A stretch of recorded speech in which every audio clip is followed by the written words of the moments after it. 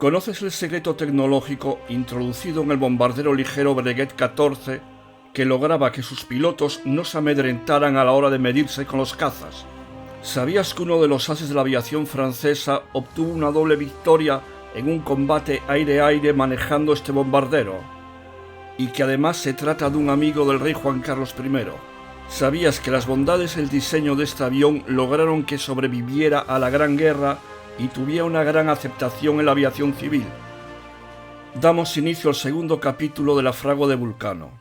El Breguet 14 fue un bombardero ligero biplano de origen francés, usado también como avión de reconocimiento.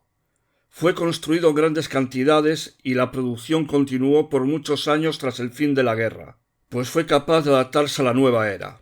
Fue el primer avión producido en masa en utilizar mayores cantidades de metal que de madera en su estructura, lo que le permitía ser más ligero que un aeroplano construido de madera que ofreciera la misma fortaleza. Esto dotó al bombardero de más rapidez y agilidad, siendo capaz de sobrepasar en velocidad a aviones de caza contemporáneos. Su fuerte robustez le permitía soportar bastante daño, era fácil de pilotar y tenía un buen desempeño. El Breguet 14 es considerado uno de los mejores aviones de guerra de su época. ¿Qué era lo que le daba la ventaja al Breguet 14 sobre sus adversarios? Este bombardero ligero fue diseñado por Louis Breguet.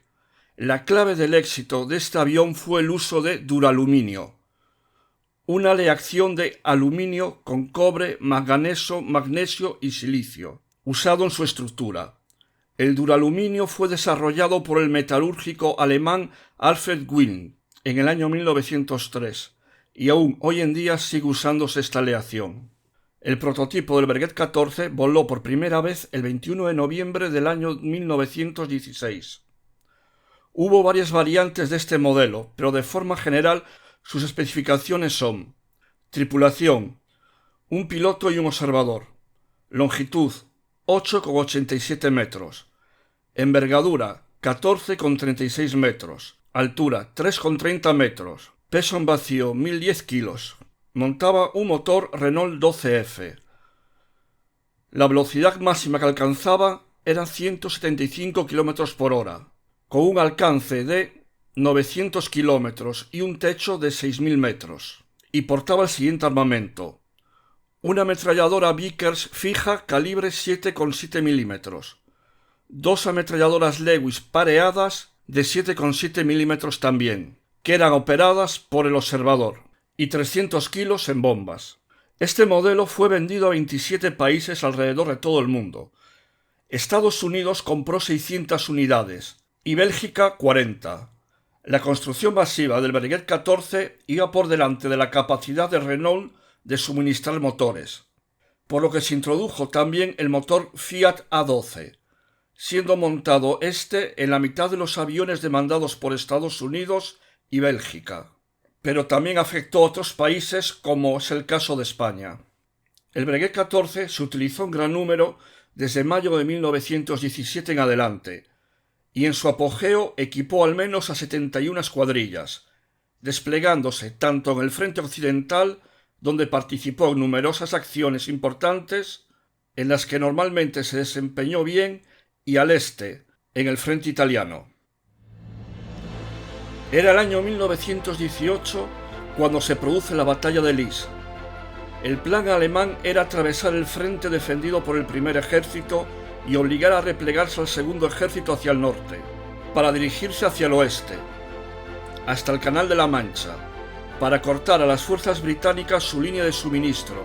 Aunque los alemanes lograron arrebatar 15 kilómetros a las fuerzas aliadas, no lograron cortar las líneas de suministros. Esta sangrienta ofensiva se saldó con la pérdida de más de 200.000 hombres. Por su papel en esta batalla, la escuadrilla Lourdes, dotada de bombarderos Breguet 14, recibió una mención, y fue aún más elogiada por sus acciones durante el contraataque aliado, en el que se internaban en olas masivas dentro del territorio enemigo. Como decíamos al principio, un as francés pilotó un Breguet 14 días antes del inicio de la segunda batalla de Marne, encontrándose en el aire con una escuadrilla enemiga.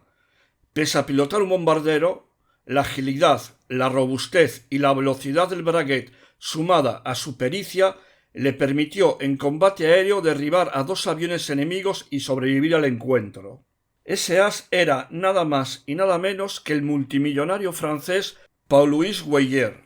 En su juventud llenó portadas de revistas de sociedad.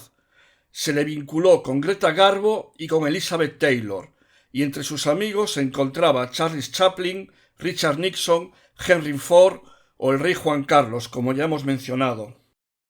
El Breguet 14, debido a sus bondades, sobrevivió la guerra y se adaptó a la nueva era.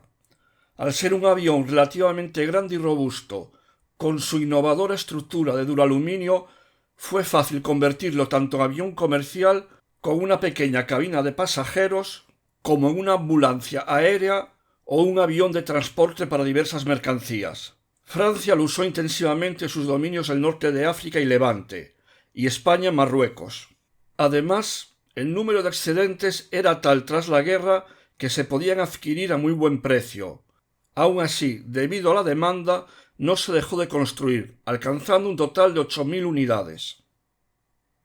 Para convertir el Breguet en un avión de línea, el puesto del piloto se retrasaba, y ante él se construía una cabina cerrada con capacidad para 2 o 3 pasajeros.